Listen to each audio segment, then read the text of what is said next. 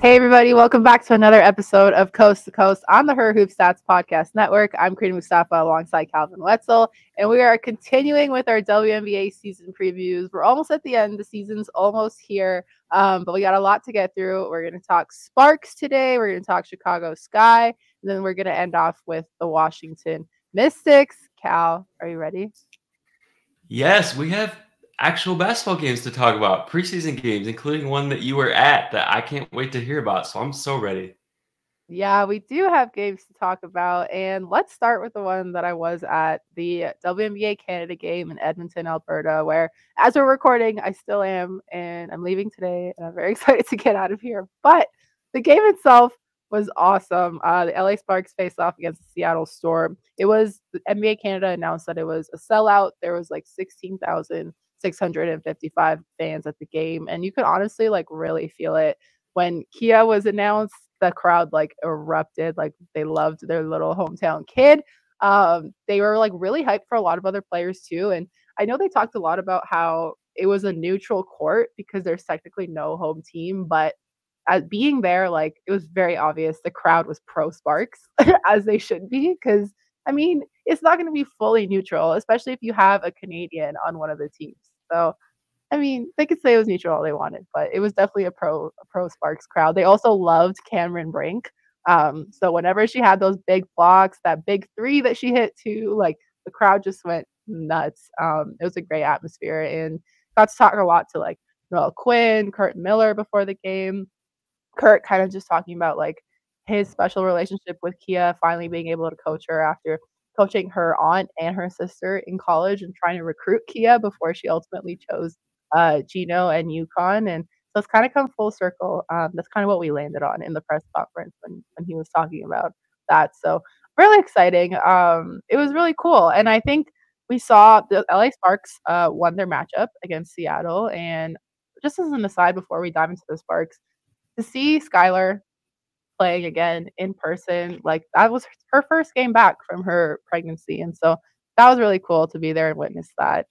She's also so nice. Like that was the first time I talked to her like in person. She's just a gem, and a true vet, even though, you know, she thinks that makes her old, but it's really cool to see her back in the league and to watch NECA play for the first time and have her not be in a Sparks jersey. That was kind of wild, but a lot of good things from the Storm, which we'll get into next week for sure. But LA Sparks, they won their matchup, and we saw a lot of fun things from them in this game. And when we look at this kind of roster, there's a lot of questions about who might get cut because it feels like they have a lot of really interesting players and probably not enough spots in the end for everybody to get on. But who are you eyeing on this list of people that might end up making the opening day roster?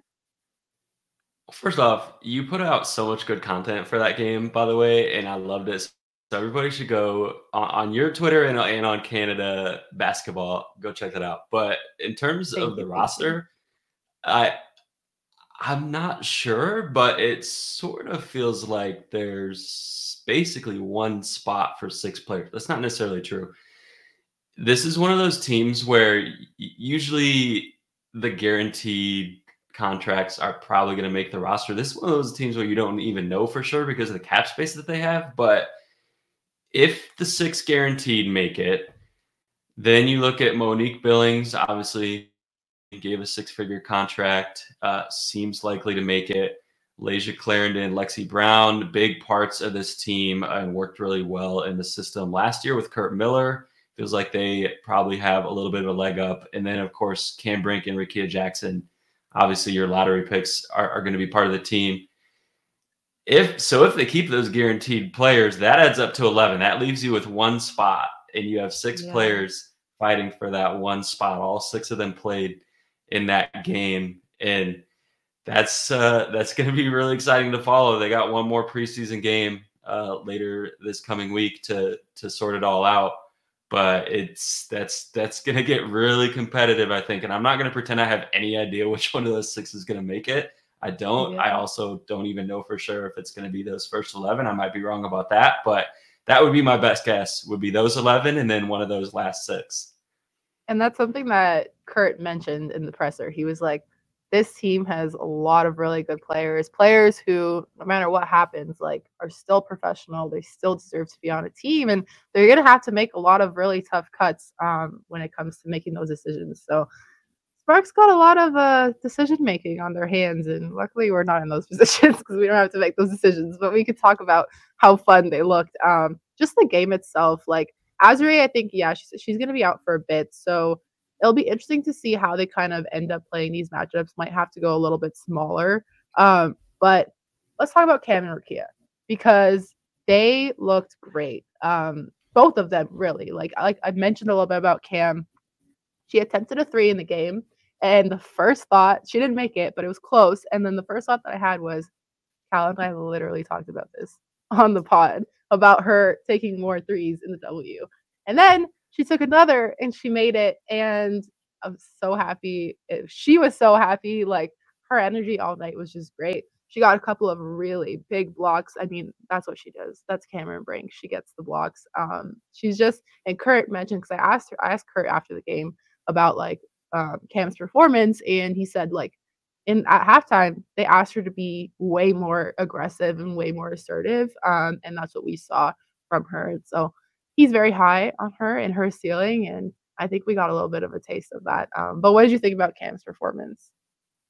I thought she did great. First WNBA game, obviously stepping into a really big challenge. Not only like the biggest preseason game with the most fans, the most eyeballs in terms of the Canada game, and also going against that front court of the Storm. Obviously, she got a lot of run against the Storm's backups too later in the game. But you know, early on, she was going out there against some veteran all-stars, and I think more than held her own. So I'm very excited to see. I think Cam and Rukia really worked well together in this game, and seeing how that chemistry and development just kind of continues. But also, the Sparks impressed me in this game across the board. Outside of those two as well, I think a lot of the vets and returners, they had some shooters, and I'm not gonna like pretend like this team's gonna win the championship or anything. Obviously, like this roster doesn't have those pieces, but it made me realize I always do that. You know, we do the thing where it's like one preseason game, probably shouldn't read anything into it, but it's hard to watch how the Sparks played, I think, especially offensively, and not at least be a little bit more excited for them than I probably was before that game. I think that they have some pieces to, they're going to take their lumps, but they have some pieces to, on the right night, really give some people some trouble. Yeah, you talked about the returning vets. Like Dearica Hamby, I thought did fantastic in this game. She had a lot of really smart plays. Like she is somebody who has that experience and has this kind of like fresh motivation. She talked a lot about working on kind of her mental toughness in the off season. And so with everything she's gone through, with all the basketball experience that she has, like she's going to be such an important piece. She really impressed me last night. 2 nights ago. I've already lost track of the days, but what is time? What is time? Time zones, all that. It's been crazy, but no, she did really well. Ray Burrell had a couple of really smart plays as well too, and so I'm really excited to see how this Sparks team kind of plays. And to your point about playing in front of like almost 17,000 fans, like this was about as close to a live game environment as you could get, especially in the preseason. And I think that's what's been so interesting to me. Like this is my second Canada game that I've covered, and last year in Toronto there were even more fans at Scotiabank Arena, and that's something that Chicago and Minnesota, who both played last year, really talked about, getting their players in front of such a large audience, in front of that like noise and sounds and adversities. And like that's so interesting to me to see how players kind of adapt to that. It's something that Kurt said in the pregame. He's like, I'm very interested to see who steps up tonight, who steps up to the moment, because that's just an added factor, which I think will help a lot in terms of like seeing which players end up sticking on this roster. But yeah, Rukia played great. Cam, Kia Nurse, I think she finished with 9 points, maybe more. She made like 3 out of her first 4 3-pointers in the game. She was feeling it. She had a great speech before the game started about I can't play it because the video is too big, but you can go to Canada Basketball socials if you want to go see the video. But she basically was holding us back. StreamYard holding us back today. I know they are. But shout out Canada basketball. Go check out the socials. But she was basically like, we have been calling for an expansion team in Canada, and let's show them why women's basketball is great here. So yeah, it was a really good speech, really good stuff. She was really nervous. She totally winged it. She told us that she had no idea what she was going to say before the game. She said that last year, Bridget Carleton, when she addressed the crowd, she said, "What's up, Canada?" So she knows that she's not allowed to say "What's up, Canada." She has to change it up. And she did. I think she said, "How we feel in Canada." So it's like very similar, but you know, it was different enough. But yeah, no, it was really a really cool night for her, a really emotional night. I'm excited to see her play with the Sparks team too for the first time. Like this team has like really great offensive options that we really talked about.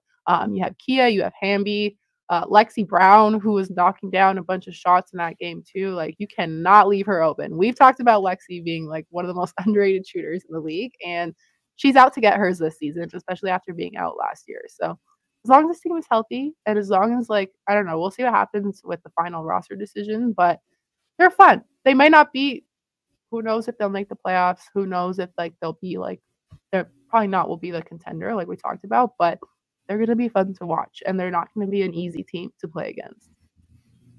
No question. And that's what it's going to be all about. It's going to be about having those nights where we see glimpses of what they can become, and even on the other nights being a really entertaining team to watch play and also to watch develop as the season progresses, because I think this team is going to look a lot different in a few months than they do now. Yeah. So there we go. The LA Sparks, you said they got another preseason game coming up, and then the season starts next week. All right, let's move on to our next team, the Chicago Sky. All right, another team where you look at the roster and the last spot-ish gets really tight. The people who are guaranteed include like Marina Mabry, Izzy Harrison, who's making her return this year, Bree Turner, Elizabeth Williams, Devin DeShields is obviously going to be a lock, Michaela Aniwere, Dana Evans, Kamilla Cardoso, Angel Reese. Those are all people who I expect to be on the Sky roster. And then you're kind of looking at that last spot. You're looking at Lindsay Allen, Brenna Maxwell, Kennedy Carter. Who do the Sky end up keeping on this roster? Like, who do they value? I'm very curious to see what ends up happening. But do you have any thoughts on that, Cal? Well, this is another team that has cap space to not necessarily keep all their guaranteed contracts, but I think they will. And if you do, I think this is also another team like the Sparks that's really coming down to, like you said, that last spot.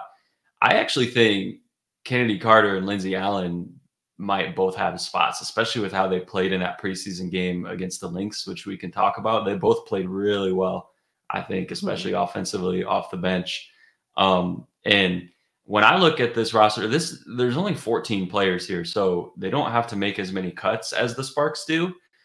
Most of these players are going to have a spot. I think both of those two are going to have a spot. Obviously, all the guaranteed players not necessarily have a spot, but I think they will. And then it's going to come down to, I think, Kaiser Gondrsek, Brenna Maxwell, and Taya Reimer. Those three are, in my opinion, competing for that last spot. And obviously, Brenna Maxwell, friend of the pod, would love to see her get it. I also think it's cool to see Kaiser get another shot after it didn't work out in Indiana. And she, to me, feels like the front runner right now for that spot. Based on kind of the money that they have and how she played in that game as well. So it'll be interesting to follow, though, because I definitely don't think it's set in stone. I'm sure they haven't made up their mind yet. And who knows? We could get a surprise and it could be someone else outside of those. Again, I don't really know what I'm talking about. I'm sure one of these is going to be wrong because there's always some surprise where we think, wow, they got cut. Really? We for sure thought they were going to make the team. Every year that happens. But as of right now, I'm looking at another situation with basically 11 players who I'm not going to say are locks, but I would be surprised if they got cut. And then those three looking at that last spot. I just want to say you do know what you're talking about, so don't say you don't know what you're talking about. Appreciate that. You're credible. You're credible, I promise. But let's talk about their preseason game. They did lose to the Lynx, but Kamilla and Angel standouts. I know you wanted to talk about them. So, like, what did you think about their performances? Yeah, I thought they came to play right away, and I love that Angel gets thrown in right away to defending Fee in that matchup, and all things considered, thought she held her own pretty well. Kamilla comes into the game off the bench, and so does Alyssa Peely on the other side, and Kamilla is defending her right away, which I also found interesting just from the standpoint of very few people ever in college really got the best of Kamilla Cardoso, obviously, but Alyssa Peely was one of them in that game against Utah, South Carolina, and Utah. Peely had 37, I want to say 38 in that game. So for that to be Kamilla's first WNBA matchup, I thought was really interesting as well. But I thought they both played well. And there was a clip in particular from this first preseason game against the Lynx I wanted to bring up that I think kind of displays why the Sky drafted her. You obviously see her cut off the baseline here, which is great. But she bites on this pump fake and still pretty easily recovers and gets that block at the end there.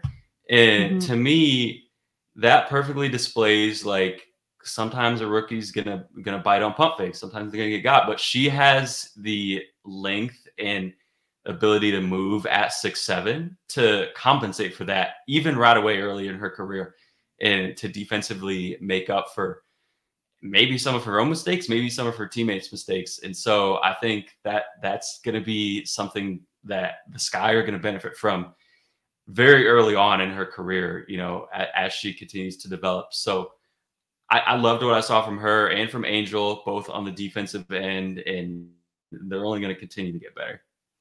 Yeah, and that's what makes really great defensive players and really great defensive teams. Like, if you're able to keep it moving for the entire possession that you are on the ball, like that's how you're going to get defensive stops. That's how you're going to close things out. And so, like, to see her follow that play, like, even as you said, even if she falls for the pump fake, that's fine, but she's still there. That she doesn't just stop. Like, she doesn't let the player get it. She follows the ball until she ultimately suffocates the ball. So I think that's what's going to be really key. I think that's really good to see already. And definitely something that she's like carried on from South Carolina and Dawn's coaching. And that really, really shows to which players translate well into the league and who got prepared really well out of college. But yeah, just the Sky in general, like what can we see from them this season? Obviously, I mentioned Izzy's returning from her injury. Really excited to see her back in the regular season. We talked a lot about like, is this the year of Dana? She's the lead point guard, or maybe like now that they also have like Lindsay Allen, I feel like this is such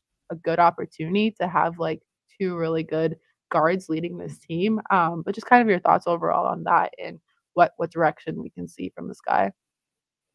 I think they're going to have more than two good guards who to me, this backcourt, I think what I expect is one of those backcourts where every night, like one person in that backcourt pops off and like someone else has 2 points, and it's fine because they kind of trade off who's having a good night. And you talk about Dana that you mentioned, Lindsay Allen, Kennedy Carter can come in and pop off, Marina Mabry, and then obviously Diamond DeShields, depending on her health. She didn't play a lot in that game, but she did play, which was great. She started, just great to see her on a basketball court at all. So hopefully she can have an impact this season. And that's a lot of offensive talent at their peak in the backcourt. And it's not like, obviously they don't have any like Kelsey Plum, Caitlin Clark, that type of, top 5 in the league type of talent. But they have a lot of players who, like I said, any given night, like one of those players is going to go have 20, 25. So it's going to be a little bit tough to scout, I think, for other teams in terms of sure. who you're trying to take away. And I think like that's the biggest thing I'm expecting from the Sky. But the other thing that I'm expecting, and I feel like we need to talk about this before we move on, lots of fans, because Angel and Kamilla obviously are bringing huge fan bases from LSU and South Carolina. And we saw that in the live stream that Drew, I don't even know what the number was.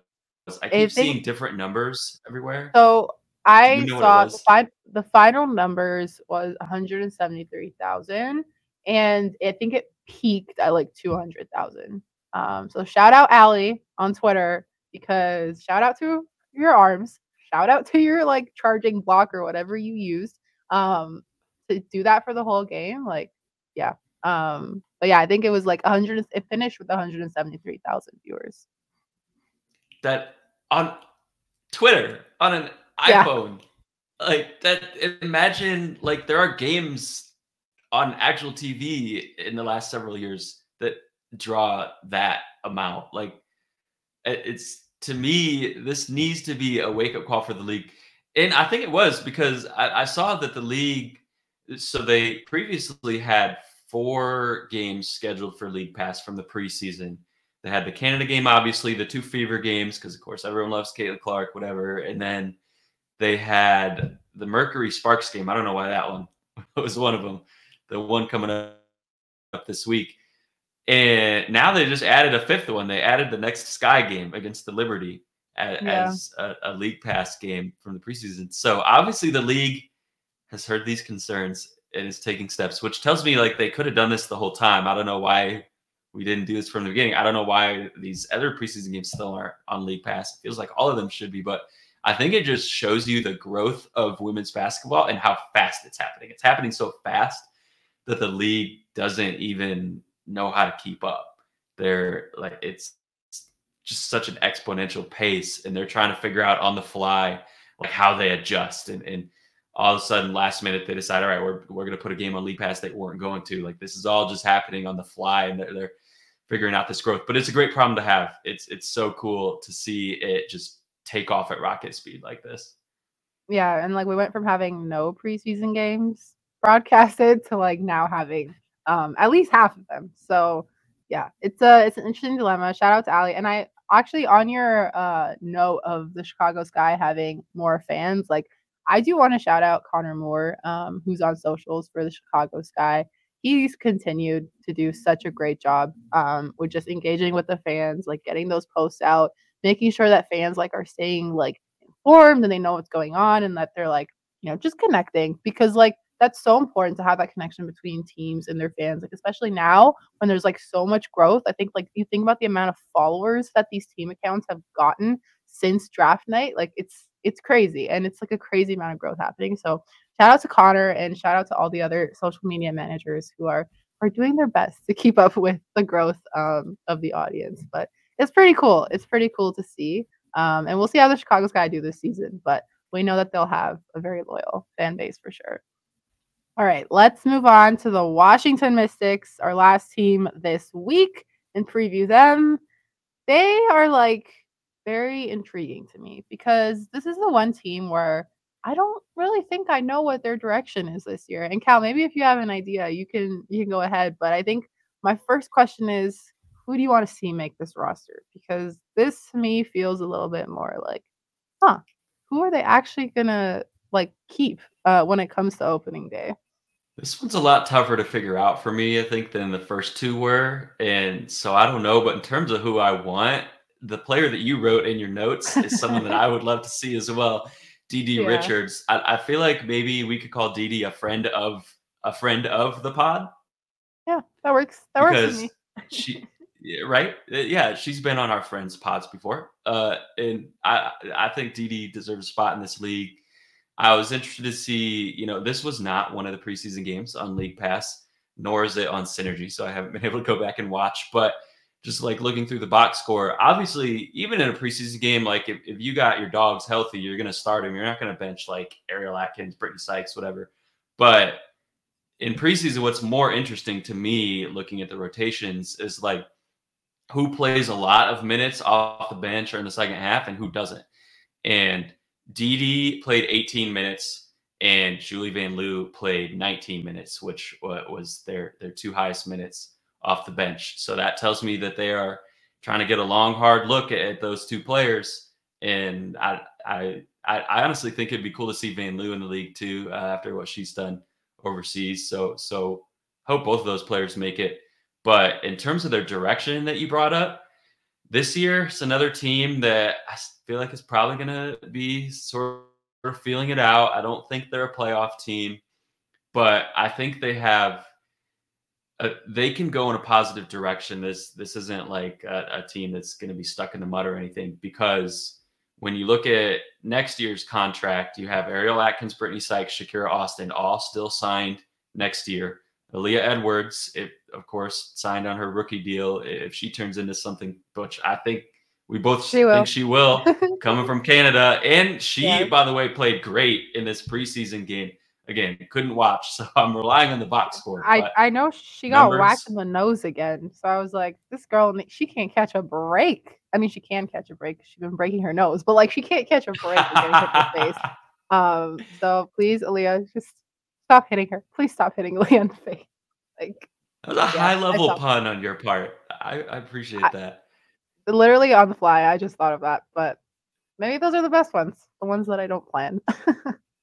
That's exactly right. And she played great, though. Her numbers across the board. She had the highest plus minus of anyone on either side in this game, which, of course, it's the preseason. So there's like 57 players who played in this game, Yeah. and she was still the highest one. So they got some good pieces under contract for next year. And then they also have a lot of cap room. They have basically $500,000 in cap space next year to maybe go out and get one or possibly even two free agents. But you could also potentially add to that. This is, of course, I'm like looking at the best case scenario for them here. If they get in the lottery this year and get a high pick, who knows? You could potentially even maybe be looking at like Paige Beckers or someone like that joining the team as well. Can you imagine? They're not the worst team. I don't think the Mystics are the worst team, but the worst team doesn't always get the number one pick. The Mystics could be the ninth team and luck into the number one pick. We've seen it happen before. So again, I'm talking best case scenario, but if that happens, you imagine bringing Paige back with Aaliyah Edwards and then going to get a free agent and still bringing back Atkins, Sykes, and Shakira. They would be so back next year. So I think there's a path. I don't think they're going to contend this year, but there's a path to be very, very relevant again in 2025. I'm bookmarking this. So if it happens, we are pulling this clip up and we are doing our victory lap because it would be insane. But yeah, I think the last thing that I wanted to touch on the Mystics, Tiana Hawkins, retired or not? What is going on? Because it feels like there's so many players. Like we talked about Odyssey Sims being like a big question last week, and then we have Mike T coming out and being like, yeah, she's retired, and then going, actually no, she hasn't made a decision. So what is going on? When do we find out what's going on? Like unless I missed it, but I feel like we don't know. If you missed it, I missed it because I have no idea. This was such an interesting story because usually when reporters get something wrong, it's either like their fault or like they have some sources and it's their fault. Mm-hmm. Like in this case, it was Mike Tebow was the one getting it wrong. So I don't know. Like almost the direct source. Like you'd think that you would have it right. In theory, but Yeah. who knows? I don't know what's going on, so I'm just waiting to see what happens, like everybody else. But I think she's still got a lot of good basketball in her if she wants to. But obviously, she's had a great career already. She should do whatever she wants. So who knows? Yeah. We'll see. I think for me, like it was weird when he first announced it because I figured that she would at least want it to come from her. Like even if he would know, like it seemed like a bit of a weird environment for a retirement announcement. And then to like go back on it, I was like, oh, maybe she just wants to like, I don't know, take control of her own announcement, or I don't know, maybe she really didn't decide. Who knows? But I think we'll see. We'll see how that affects the Mystics roster as well too. But very interested to see their direction this year. Like you said, it's a bit tougher to predict who makes this last roster. I think there's obviously been a big questions about like if Shakira can stay healthy as well too, because like it seems like she's the clear player to kind of build around and have her be the future of the Mystics. But we also need her to be healthy. So I'm really hoping that she's healthy this year. Knock on wood. And we'll see how the Mystics do. We're manifesting that Paige and Aaliyah reunion next year. We'll see what happens. But it'll be an exciting year of basketball. I'm very interested. We kind of talked about this last week. I'm very interested to see which teams don't make the playoffs because it's going to be tough. It's going to be real competitive, and very interested to see who ends up making it and who doesn't, and how the draft for next year kind of goes because we're heading towards expansion. We're heading towards a whole shift in the whole league. So exciting times. But anything else you want to touch on these three teams before we kind of wrap things up here, Cal?